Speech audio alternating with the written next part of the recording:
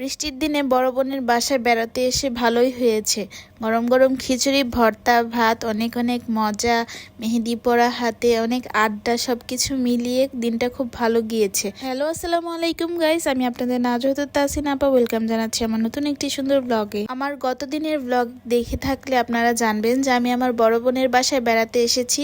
তো সেই দিন বিকেলে যে ছাদে উঠেছি, তারপর বাসায় গিয়ে সকাল 5টা পর্যন্ত আড্ডা দিয়ে এখন আমরা ঘুম থেকে উঠেছি প্রায় দুপুরের দিকে। অনেক দিন পর এভাবে আড্ডা দিতে আলহামদুলিল্লাহ অনেক ভালোই লেগেছে। সচরাচর তো এইভাবে কখনো আড্ডা দেওয়া হয় না। তো যাই হোক, যেহেতু দুপুরের টাইম হয়ে গিয়েছে, লাঞ্চের টাইম, এখন আর ব্রেকফাস্টের টাইম নেই, সকালে নাস্তা খাওয়া হয়নি, তাই খুব ক্ষুধা লেগেছিল। তাই কিছু সিঙ্গারা এনেছিল, সমোসা এনেছিল, ওগুলোই খাচ্ছি, আসলে ব্রাঞ্চ বলা যায়। তারপর কিচেনে গিয়ে দেখি আপু সবজি দিয়ে খিচুড়ি রান্না করছে, সাথে দেশি মুরগির ভুনা এবং সাথে ছিল চাপা শুটকির ভর্তা। আমাদের বাসার নতুন মেম্বারের হাতে এই প্রথম ভর্তা। যাই হোক, সবকিছু মিলিয়ে আলহামদুলিল্লাহ খুব ভালো। অনেক দিন পর বোনের বাসায় এসে আলহামদুলিল্লাহ খুব মজার মজার খাবার খেয়েছিলাম। গত ব্লগে তো আপনারা দেখতেই পেরেছেন, যেদিন ছাদে উঠেছিলাম সেদিন বৃষ্টি হয়েছে, ঠান্ডা ঠান্ডা খুব ওয়েদারটা ছিল। তাই আপু চিন্তা করলো খিচুড়ি রান্না করলে মজা হবে। তো আপু সেই খিচুড়িটাই রান্না করলো। তারপর গোসল টোসল করে আমরা সবাই একসাথে খেতে বসেছি। আমি খাবার দাবারের ভিডিও করছি দেখে আমার ভাগনা, ভাগ্নি, দুলাভাই সবাই হাসাহাসি করছে। এই হচ্ছে ব্লগারদের জীবন। আসলে আমরা যাই কিছু করি না কেন, আমার অডিয়েন্সদের জন্য একটু কিছু ক্যাপচার করে রাখার চেষ্টা করি, যেন আমরা তাদের সাথে সব কিছু শেয়ার করতে পারি।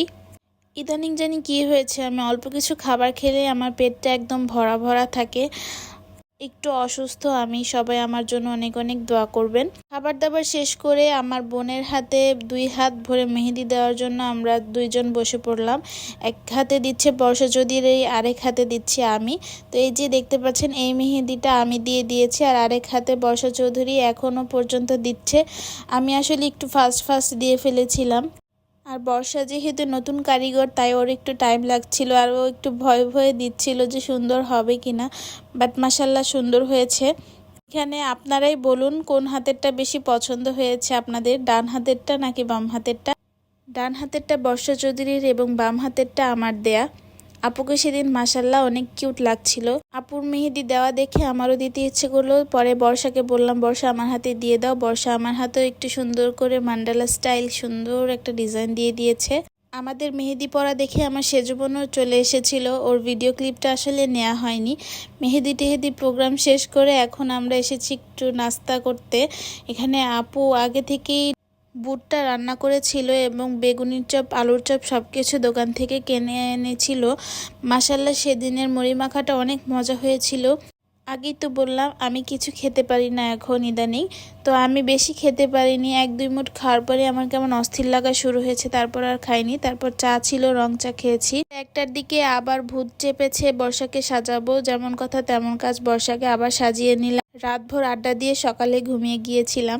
তো এই ছিল আজকের ভিডিও, আশা করি সবার ভালো লেগেছে। নেক্সট ভিডিওর জন্য অবশ্যই অপেক্ষা করতে হবে। পর্যন্ত ভালো থাকবেন, সুস্থ থাকবেন, সবাইকে আল্লাহ হাফিজ।